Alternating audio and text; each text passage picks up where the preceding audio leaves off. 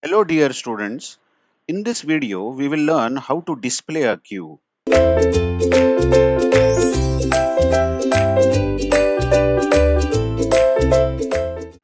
In this queue drawn on the right hand side of the screen, we have three nodes storing 10, 20, 30.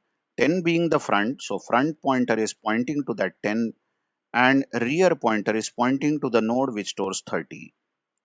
Of course, if you are asked what is the data stored in this queue, your answer should be 10, 20, 30 in that sequence. It should not be 30, 20, 10 because queue is always maintained read from front to rear, first in, first out. So to display this queue, we have again passed the address of the queue and the pointer P points to the queue. Now the plan is like this. What we will do is we'll use a pointer A. Let's say A. Actually, I have used a pointer called newrec. Although I could have named this as a very small name instead of such 6-letter name. After all, variables can have any name. So A, B, C would have been okay. Anyway, but think of a pointer A and we will say A, you should point wherever the front is pointing. Note that front is pointing at node 10. So A points over here.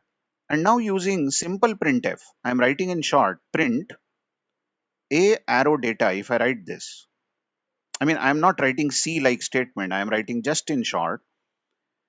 If you say print A arrow data, then A arrow data, as you see, A arrow knock here, data is 10.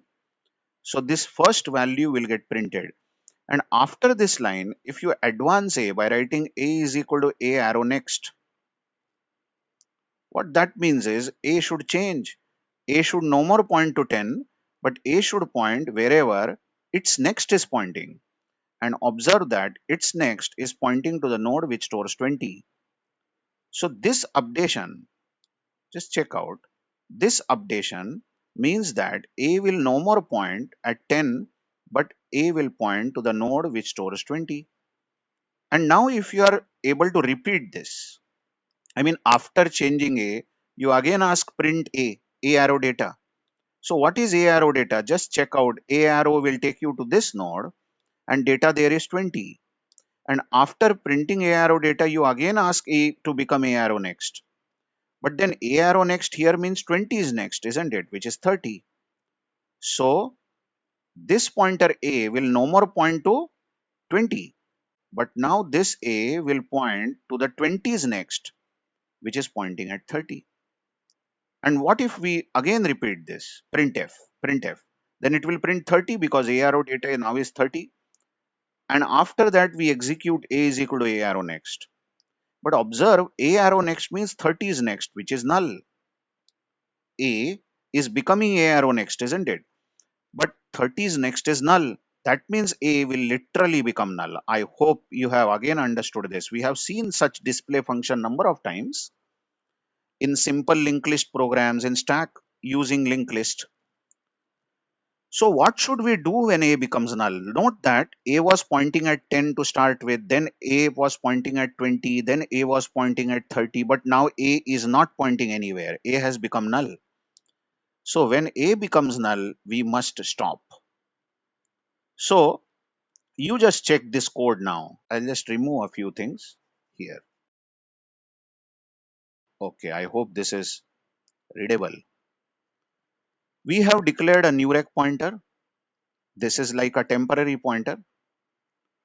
Then newrec should point wherever front points, P arrow front points. So newrec points at 10. Now just ignore this while loop for some time, but just see the body of the while loop. We are printing newrec arrow data, which is 10, and newrec moves to the next node. So basically newrec now points at 20. And now if we repeat the while loop, this is going to print newrec arrow data, which is 20, and newrec points to next node. So newrec points at 30.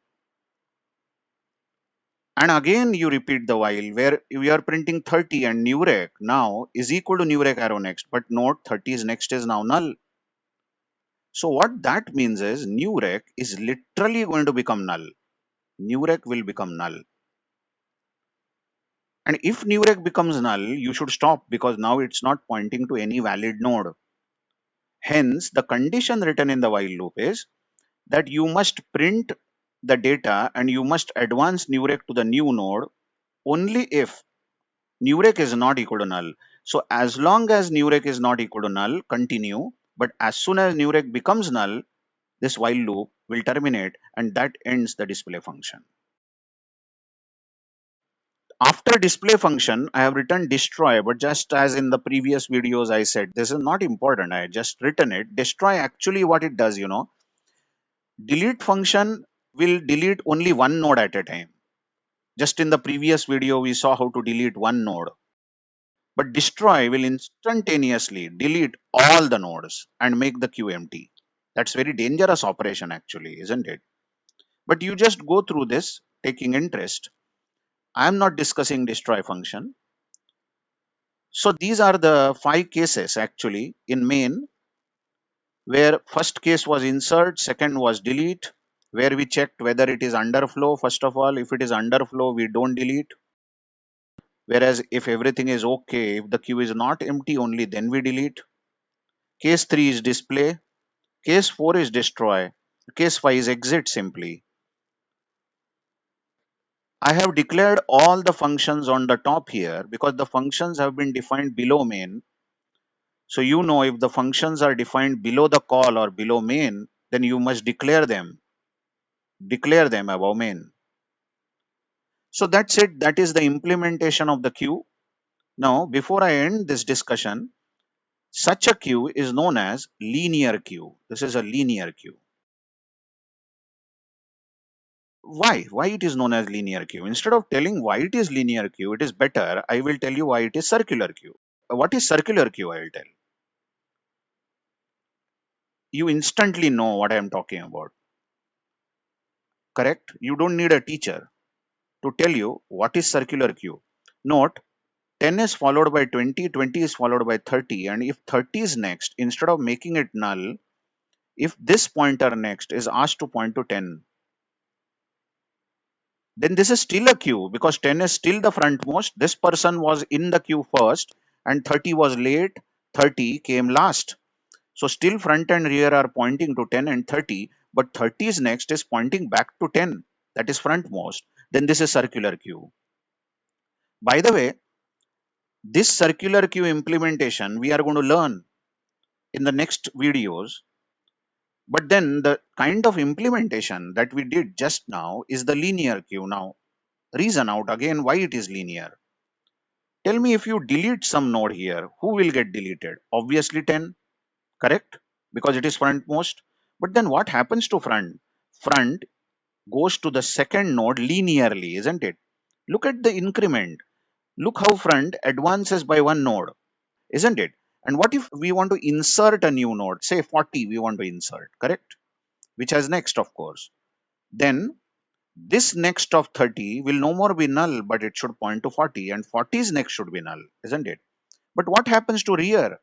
Rear points to 40 now because this is the last node. So are you seeing how rear also advances linearly, one by one, one after the other?